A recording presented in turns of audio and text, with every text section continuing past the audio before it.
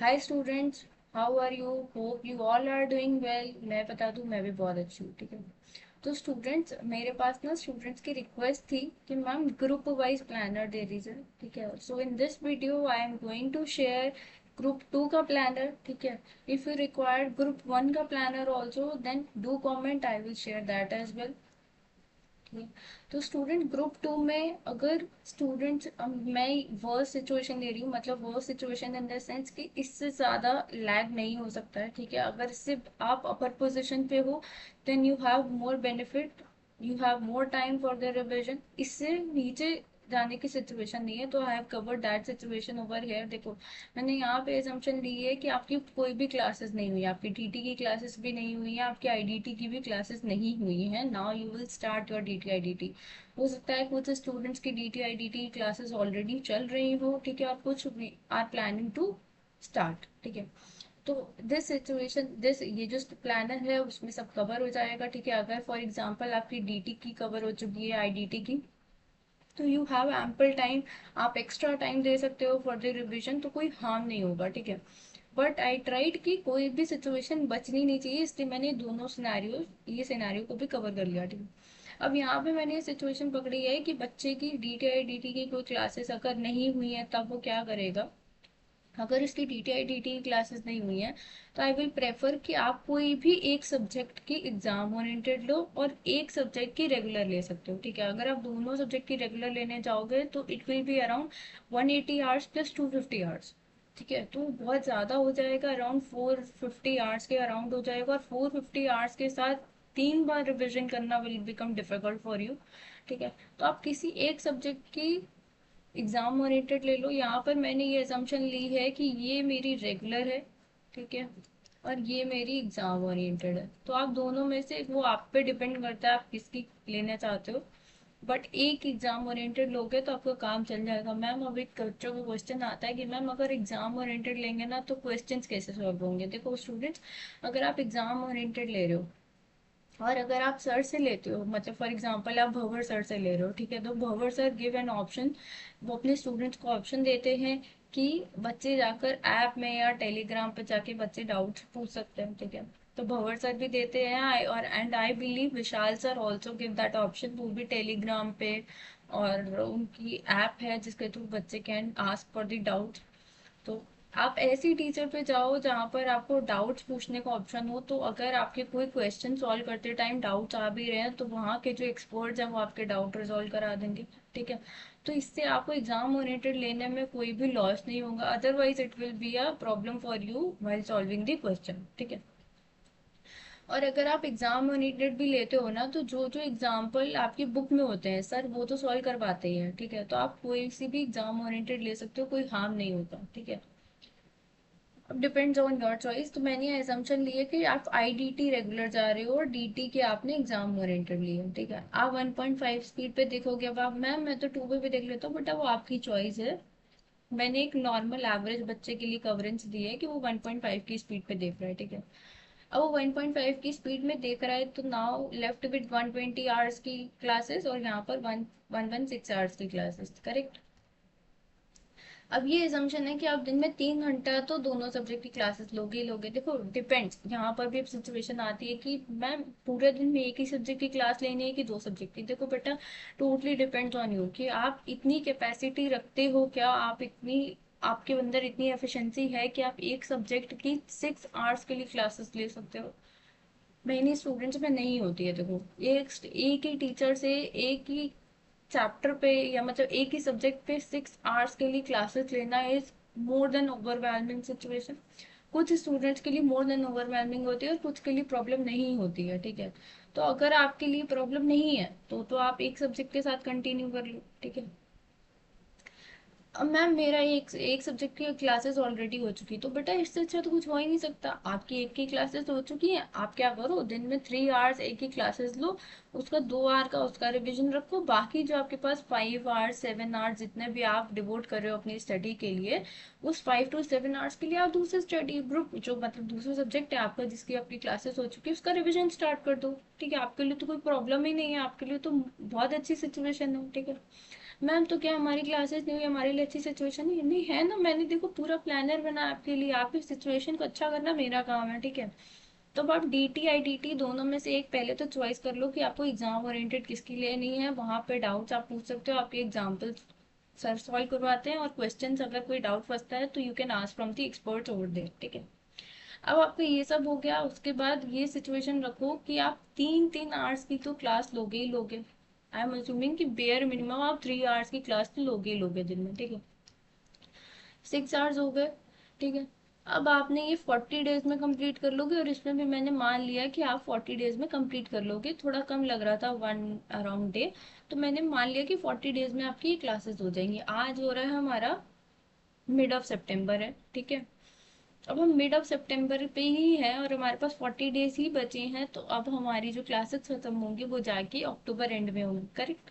October and तक हम ये मान लेते हैं, और हमारा ये टारगेट है कि हमें जो अपनी क्लासेस को खत्म कर लेना है अक्टूबर एंड तक, ठीक है। अब आपको सिर्फ क्लासेस नहीं लेनी है, 3-3 आवर्स में आपका काम नहीं चलेगा। आपको क्या करना है, क्लास के बाद उसी दिन पे आपको 2 आवर्स रिपोर्ट करके जो आपने क्लासेस में पढ़ा है उसको रिवाइज कर लेना है। मैम रिवाइज भी करना है? हाँ बेटा रिवाइज करना है, तभी हमारे 3 रिवीजन अच्छे से हो पाएंगे और हम फर्स्ट अटेम्प्ट में क्लियर करने के अपने टारगेट को अचीव कर पाएंगे, ठीक है। आप इतना कर लो, फर्स्ट अटेम्प्ट में क्लियर कर होना, आई कैन अश्योर यू कि आप फर्स्ट अटेम्प्ट में क्लियर हो जाओगे, ठीक है। आप 3 आवर्स की क्लास लो, फिर उसमें 2 आवर्स डिवोट करो जो क्लास में आपने पढ़ा उसके रिवीजन के लिए। सिमिलरली आप यहाँ पर भी 2 आवर्स का रिवीजन रखो जो आपने क्लास में पढ़ा है उसके रिवीजन के लिए। जब आप ये का हो जाएगा तो आप इनका 10 आवर्स जो है वो डिवोट कर रहे हो किसमें, क्लासेस में और रिविजन, क्लासेस के रिविजन में, ठीक है। आपका इतना हो गया तो आपकी अक्टूबर एंड तक क्लासेस हो जाएंगे, और इस अक्टूबर एंड होते होते आपने अपनी क्लासेस को रिवाइज भी किया होगा। Now you have a full clarity कि जो क्लासेस में पढ़ा है वो माइंड में कुछ तो है, ठीक है। और आपने रिसेंटली क्लासेस करी तो आपके लिए एक एक्स्ट्रा बेनिफिट है कि आपको सब याद होगा, आप भूले नहीं होंगे, ठीक है। अब हम आ जाते हैं फर्स्ट रिवीजन में। तो फर्स्ट रिवीजन जो होगा ना मेरा डीटी का, वो डीटी के लिए आपको 14 डेज दे देने में, बहुत ज़्यादा नहीं, हाँ बेटा ज़्यादा है, क्योंकि टीचर्स बोलती हैं कि वो 7 to 8 डेज दे दो, 8-4-2 का अप्रोच फॉलो करो, लेकिन पर्सनली आई बिलीव कि डीटी इज ज्ञान का सागर, और वो ज्ञान का सागर पहली बार में 8 दिन में नहीं होता है, ठीक है, अनलेस एंड अनटिल की एक रिवीजन पहले क्लासेस के साथ पूरा फुल फ्लेज हो चुका हो। तो 14 डेज तो उसमें पूरे कंपाइलर सॉल्व करो, और नोट्स कैसे बनाने हैं वो मैंने ऑलरेडी अपनी फर्स्ट सेकंड वीडियो में बता दिया है। वो नोट्स बना लोगे ना तो आपको वो 1.5 डे में कभी चैलेंज नहीं आएगा, ठीक है। 1.5 डे इतना स्मूथ जाएगा ना, आई कैन अश्योर यू कि कोई भी एडजस्टमेंट कोई भी ट्रिक आप भूलोगे नहीं। तो वो बनाने कैसे, वो आप वो मेरी मतलब फर्स्ट वीडियो रेफर कर लो, उससे आपको क्लैरिटी मिल जाएगी। आई डोंट वांट कि जिन्होंने ऑलरेडी देख रखी है वो वीडियो उनका टाइम वेस्ट हो गया यहाँ पर, ठीक है। अब आपकी आईडीटी 11 डेज में हो जानी चाहिए, हाँ हो जानी चाहिए, लेकिन जब ये रिवीजन हो रहा है उसमें इम्पोर्टेंट मार्किंग हो जानी चाहिए, नोट्स बन जाने चाहिए, प्रायोरिटी लिस्ट बन जानी चाहिए, सब लिस्ट विस्ट बन जानी चाहिए, तो आपका काम हो जाएगा। आपको 1.5 दिन में कोई प्रॉब्लम नहीं आएगी। वो बनाना कैसे, रेफर द फर्स्ट वीडियो, ठीक है। अब आपका ये 25 नवंबर तक आपका फर्स्ट रिवीजन कंप्लीट हो जाएगा, ठीक है। जब 25 नवंबर तक आपका फर्स्ट रिवीजन कंप्लीट हो जाएगा, अब आप आ जाओगे सेकंड रिवीजन को, ठीक है। अब मेरा सेकंड रिवीजन क्या बोलता है, मेरा सेकंड रिवीजन बोलता है कि 7 दिन में डीटी को दे दूंगी। हाँ मैम 7 दिन में डीटी हो जाएगी। देखो अब आपकी प्रायोरिटी लिस्ट रेडी है, मार्किंग रेडी है, आपके नोट्स बन चुके हैं, आपको एक्स्ट्रा एफर्ट अब डालने नहीं है, अब आपको सिर्फ कंटेंट को समराइज करना है, रिवाइज करना है, ठीक है। तो 7 दिन में आपकी डीटी हो जाएगी, 5 डेज में आपकी आईडीटी हो जाएगी, ठीक है। तो आपका टोटल कितना हो रहा है, 12 डेज में आपकी कंप्लीशन हो जाएगा सेकेंड रिविजन का। तो वो हो गया अप्रोक्सीमेटली मेरा 7 दिसंबर तक। और 2 दिन आपको आईबीएस को दे देनी है। आई एम अज्यूमिंग कि आपकी लॉ कॉस्टिंग नहीं हुई है, ठीक है। आपकी लॉ कॉस्टिंग नहीं हुई है, आईबीएस को 2 दिन दे दो। अब वो देने कैसे, 2 दिन में करना क्या है, रेफर माई आईबीएस वीडियो। मैं आईबीएस पे ऑलरेडी 2 वीडियो अपलोड कर चुकी हूँ, ठीक है। आईबीएस की फुल स्ट्रैटेजी उन 2 वीडियोज में ऑलरेडी कवर्ड है, यू कैन रेफर दैट, ठीक। अब थर्ड रिवीजन मैंने 2 दिन आईबीएस को दे दिया, और मान लिया कि एक दिन कुछ आप नॉट फीलिंग वेल हो, या फिर कोई भी अनसर्टिनिटी है, या फिर कोई एक्स्ट्रा एफर्ट जा रहे हैं कहीं पर, कोई एक दिन एक्स्ट्रा चला गया, तो आई एम अज्यूमिंग कि आपका जो सेकंड रिवीजन है वो कंप्लीट हो जाएगा 10 दिसंबर तक, ठीक है। अब थर्ड रिवीजन स्टार्ट करना है मुझे। थर्ड रिवीजन में I will devote for DT 3 से 4 डे, 3 से 4 डे दूंगी। आई डीटी के लिए आई विल गिव 3 डेज, तो टोटल हो जाएगा मेरा 7 डेज का, ठीक है। अब मेरा टोटल कहाँ बैठ रहा है जाके 17 दिसंबर तक, और जो फर्स्ट पेपर होता है उसके लिए वी गिव एटलीस्ट 5 डेज, ठीक है। तो दिसंबर के 5 डेज तो आप ऐसे ही छोड़ दो, दिसंबर के 5 डेज आपने ऑलरेडी छोड़ दिए, ठीक। अब आपके पास बचता है 7 to 10 डेज का टाइम, ठीक है, डिपेंडिंग अपॉन कि आपका एग्जाम की डेट क्या है, ठीक। आपके पास 7 डेज बच रहे हैं, फर्दर आपके पास 7 to 8 डेज बच रहे हैं, जो उस 7 to 8 डेज में आपको क्या करना है वो सुन लो, ठीक है।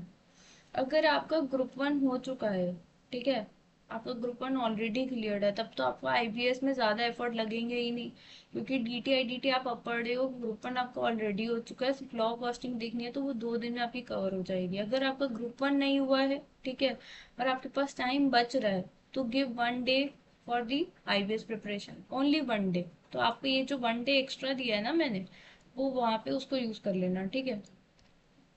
अब मैम बाकी दिनों में क्या करना है, देखो बाकी दिनों में क्या करना है, आपको मॉक टेस्ट पेपर देने हैं। मैम कितने मॉक टेस्ट पेपर देने हैं बेटा, at least 1 for each subject, at least 1 for each subject, ठीक है। मॉक टेस्ट, और जो मतलब मॉक टेस्ट सीरीज देनी है आपको, प्रॉपर एग्जाम हॉल में जैसे 3 घंटा बैठ के आपको सॉल्व करते हो ना, एटलीस्ट 1, देखो कम 2 दोगे तो बहुत अच्छी बात है। और जो इंस्टीट्यूट के मॉक टेस्ट पेपर्स होते हैं वो आपको सॉल्व करने हैं, ठीक है। आपको लास्ट 4 to 5 अटेम्प्ट के पास पेपर्स देखने हैं। अभी आपके पास सफिशिएंट टाइम में 7 दिन है, बहुत है आपके पास, ठीक है। आपको 7 दिन में मॉक टेस्ट पेपर देने हैं, देख मतलब मॉक टेस्ट पेपर जो इंस्टीट्यूट के वो सॉल्व करने हैं, मॉक टेस्ट पेपर देना भी है। आपको टेस्ट सीरीज में भी बैठना है, ठीक है। टेस्ट सीरीज में क्यों बैठना है मैम, मॉक टेस्ट देना और टेस्ट सीरीज में क्यों बैठना है बेटा, देखो जब क्या होता है ना, जब हमारा टाइम मैनेजमेंट नहीं होता है ना, तो फिर एग्जाम में जितनी मर्जी प्रिपरेशन करके चले जाओ कोई बेनिफिट नहीं होगा, ठीक है। So for the exam we need time management and it is most important. तो मैम टाइम मैनेजमेंट कैसे आएगा बेटा, टेस्ट सीरीज दोगे, मॉक टेस्ट पेपर दोगे, जब आप 1 से 2 पेपर लिखोगे ना, जब आप खुद लिखोगे और टाइमर लगाओगे ना, तो आपको अपने आप प्रैक्टिस हो जाएगी, आपकी स्पीड आनी अपने आप शुरू हो जाएगी, ठीक है। आपकी स्पीड जब अपने आप आने लग जाएगी तो फिर आपको उस एग्जाम डे पे चैलेंज बिल्कुल नहीं आने वाला है। और वो 1.5 डे की प्रिपरेशन हमने ऑलरेडी नोट्स बना के मार्किंग करके कर ली है। अब हम एग्जाम की पहले प्रैक्टिस भी कर लेंगे, तो मेरे चांसेस ऑफ टाइम टाइम खत्म हो गया, इसके चांसेस ऑलरेडी खत्म हो जाएंगे, ठीक है। I am out of time, ऐसी सिचुएशन अब आने से रही क्योंकि मैंने प्रैक्टिस कर ली है। मेरे 1.5 दिन में रिवीजन कवर नहीं होगा, उसकी भी प्रैक्टिस मैंने, उसकी भी तैयारी मैंने पहले ही करके रख ली है। तो आपको क्या करना है, इन 7 डेज में आपको एमटीपी देनी है, टेस्ट सीरीज देनी है, आपने जो नोट्स बनाए हैं उसको समराइज करना है। कोई एक टॉपिक अगर छूट गया तो वो कवर कर लो, ठीक है, कोई भी टॉपिक छूट गया तो वो कवर कर लो। और पास पेपर प्रैक्टिस करो। मैम वो तो ऑलरेडी कवर है कंपाइलर में बेटा, आई नो कवर है कंपाइलर में, लेकिन देखो आप जब 5 पेपर खोलोगे ना, माइट भी वहाँ कुछ अलग नेम मिले आपको या कुछ अलग वैल्यू मिल जाए, ठीक है। अगर नहीं भी मिलती है तो कंपाइलर आपने बहुत बार देखा, वो आपको आंसर ना माइंड में एक जगह जाके सेट हो गया, ठीक है। अब आप जब मतलब फ्रेश चीज देखोगे, आप पास पेपर देखोगे, तो वहां पे आपका वो क्वेश्चन क्लिक हो रहा है कि नहीं, दैट इज मोर इम्पोर्टेंट। अगर वो वहां पर क्लिक हो रहा है देन इट मीन्स हमें कंसेप्चुअल क्लैरिटी है, we are good to go for the exam, हमें कोई प्रॉब्लम नहीं आने वाली है, ठीक है। ऐसे ही आपको पास्ट आरटीपी भी लगानी, ऑलरेडी वो कंपाइलर क्वेश्चन बैंक में कवर है, but still you need to cover that, ठीक है। तो this is the full fledge planner है फॉर द ग्रुप 2 के लिए। ग्रुप 1 का चाहिए तो वो भी कमेंट करिए, मैं वो भी देती हूँ, ठीक है। बोथ ग्रुप का I already shared, both group का कवर हो चुका है, ठीक है। आपको नोट्स बनाने कैसे वो सीखना है तो मुझे कमेंट कर देना, मैं दिखा दूंगी अपने नोट्स कि मैं कैसे बनाती थी, कैसे स्टिकी नोट्स लगा के पूरी प्रिपरेशन करनी है, कैसे आईबीएस के लिए प्रिपेयर करना है। वो आपको वीडियोस दो तो मैंने अपलोड करी है, आप जाकर देख लो, ठीक है। So hope guys you like the video, आपको प्लानर ठीक लगा। अगर कुछ प्रॉब्लम हो रही है, reach out to me, I will help you, I am always there to help you. Okay then, bye guys, thanks for watching.